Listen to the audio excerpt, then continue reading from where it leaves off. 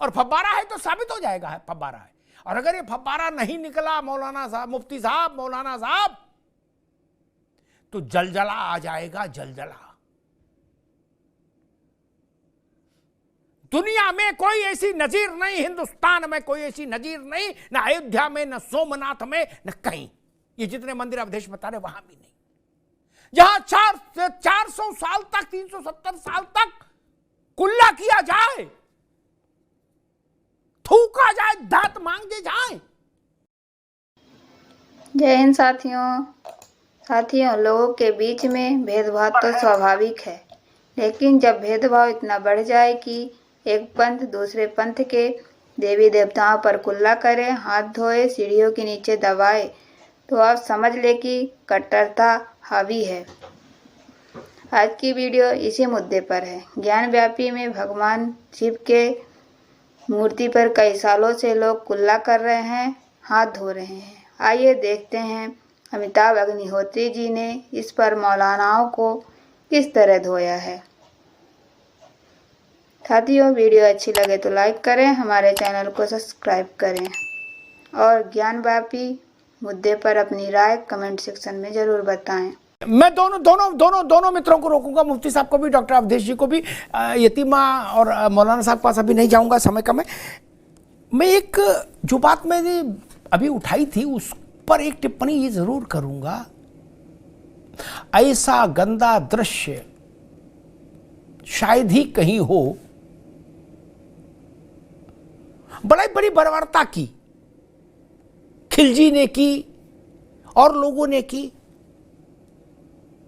मूर्तियां खंडित कर दी, सड़क पर डाल दी, उनके ऊपर से घोड़े खच्चर निकल गए, सिपाही निकल गए, मस्जिद की सीढ़ी में चुनवा दी, केशव देव का मंदिर मथुरा, ये सब किया। लेकिन जितना गंदा काम ज्ञानवापी में हुआ वैसा कहीं नहीं हुआ। वो घटना घट गई, ठीक है। ये औरंगजेब के समय से आज तक अगर ये बात पुष्ट हो गई, मैं बहुत अदब से कह रहा हूं, अगर ये बात साबित हो गई कि ये शिवलिंग है, आज नहीं तो कल, कल नहीं तो 50 साल बाद इसका निर्धारण होगा, कोई माई का लाल रोक नहीं सकता। ये सरकार रहे चाहे कोई सरकार रहे, पार्टी कोई रहे, ये निर्धारण होगा। और मैं उस बात से डर रहा हूं मुफ्ती साहब, मैं डर रहा हूं, मैं डर शब्द का इस्तेमाल कर रहा हूं। आपने मुझे कभी डरते नहीं देखा होगा। जिस दिन अगर ये रिपोर्ट आ गई, विज्ञान ने प्रमाणित कर दिया कि ये शिवलिंग था या फव्वारा नहीं था, साबित यही होगा कि फव्वारा है कि नहीं। शिवलिंग को तो साबित नहीं कर सकते आप, ठीक। अगर ये फव्वारा नहीं निकला, और फव्वारा है तो साबित हो जाएगा है फव्वारा है। और अगर ये फव्वारा नहीं निकला मौलाना साहब, मुफ्ती साहब, मौलाना साहब, तो जलजला आ जाएगा, जलजला।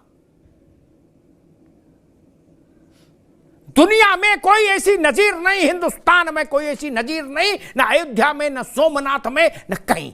ये जितने मंदिर अवधेश बता रहे वहां भी नहीं।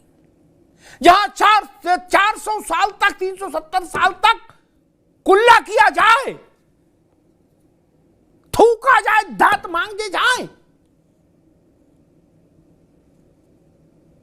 आपने मस्जिद बना ली, बात समझ में आती है।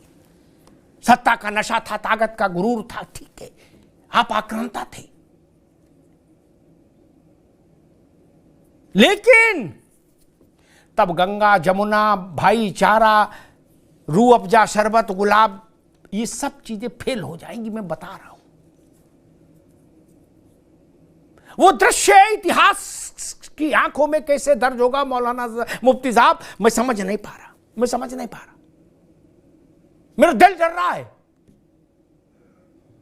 मेरा मन कांप रहा है, और मैं महादेव से प्रार्थना कर रहा हूं कि भोले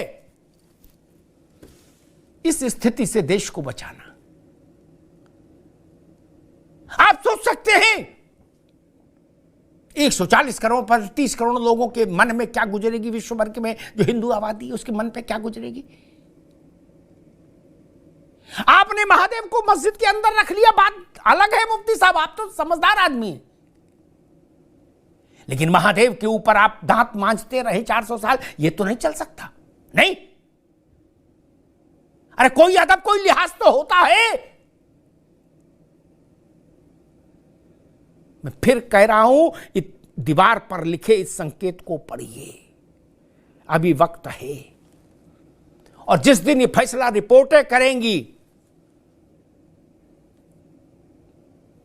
तब किसी की बात नहीं चलेगी।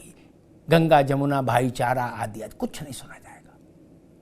यह आज चल सकता है, जब रिपोर्ट विज्ञान बता देगा कि यह फव्वारा नहीं है, तो इंतजामिया कमेटी के चेयरमैन का क्या हाल होगा? मुफ्ती साहब सोचो। नहीं, जिन्होंने हलफनामा दिया है कि ये फाउंटेन है, कहां मुंह छुपाएंगे? और इंतजामिया कमेटी नहीं, इंतजामिया कमेटी के पीछे खड़ी वो पूरी जमात कहां मुंह छुपाएगी? और 400 सालों तक जितनों ने महादेव पर, शिवलिंग पर हाथ धोए हैं, थूका है, वो कहां मुंह छुपाएंगे? क्या उसके बाद भी भाईचारा, गंगा जमुना, रूह अफ़ज़ा शरबत चलेगा? मेरी बुद्धि कहती है नहीं चल पाएगा, मेरी इच्छा है चले, मेरी चाहत है चले, लेकिन मेरा तर्क कहता है चल नहीं पाएगा। वो बहुत बड़ा विस्फोट होगा मुफ्ती साहब, अगर आप समझ रहे हैं तो। मैं बहुत विनम्रता से कह रहा हूं, भारत के इतिहास में उससे बड़ी घटना, दुर्घटना कुछ भी मान लीजिए नहीं होगी प्रमाणित। मैं कह तो रहा हूं, मथुरा में कृष्ण के जन्म स्थान का मंदिर तोड़ने के बाद औरंगजेब ने उस मूर्ति को से रत्न निकाल लिए और उस मूर्ति को आगरा में ले जाके मस्जिद की सीढ़ी में चनवा दिया। वो भी छोटी घटना है इस घटना के मुकाबले कि 400 साल तक शिवलिंग पर अनवरत कुल्ला होता रहे। मैं कहता हूं, आप अपनी मिल्कियत में रखते, आप बादशाह बहादुर थे, जमीन तो आपने घेरी ली थी, मंदिर गिराई दिया था, उस थोड़े से इलाके को अगर छोड़ देते मुफ्ती साहब, वह कुछ नहीं करते, तो कोई तकलीफ थी? वजूखाना दूसरी जगह नहीं बन सकता था? इस बात का जवाब मुझे किसी ने नहीं दिया। मैंने दशकों तक लोगों से पूछा कि वजूखाना और नई जगह क्यों नहीं बन सकता था। मैं बहुत काशी गया हूं मुफ्ती साहब, जिस दिन मुझे कोई इस बात का जवाब दे देगा कि वजूखाना वहीं क्यों बनना जरूरी था, उसी दिन मैं उसको मान लूंगा। उससे पहले तो ये फर्जी बातें हैं।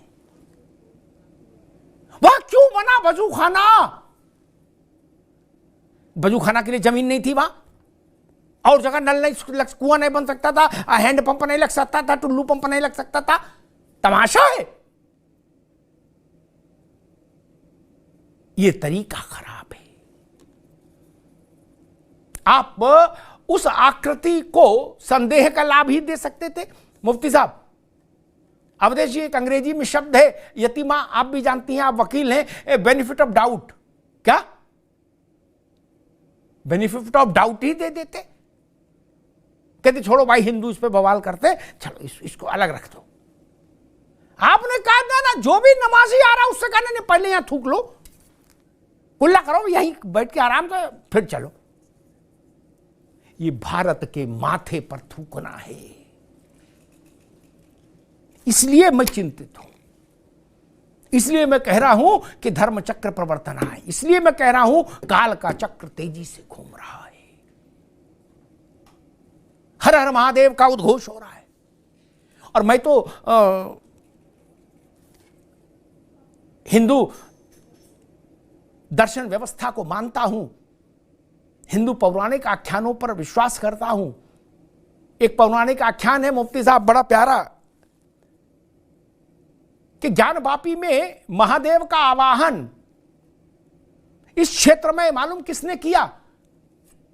शास्त्र कहता है इस क्षेत्र में महादेव का आवाहन स्वयं विष्णु ने किया था। सोचिए, क्या जगत के पालनहार ने महादेव का आवाहन किया उस क्षेत्र में। और हमारे यहां कहा जाता है मुफ्ती साहब कि राम विष्णु के अवतार हैं, राम का मंदिर बन गया, राम विराजित हो गए, तो राम ने जिनका आवाहन किया था ज्ञानवापी में महादेव, वो और उनकी भव्यता अब दूर कैसे रह सकती है, ऐसा लोग मान रहे हैं सनातनी। नारायण ने उनको बुलाया था, और जब नारायण खुद विराज गए तो महादेव अलग कैसे रह सकते हैं। धन्यवाद। वीडियो लास्ट तक देखने के लिए धन्यवाद। मिलते हैं अगली वीडियो में।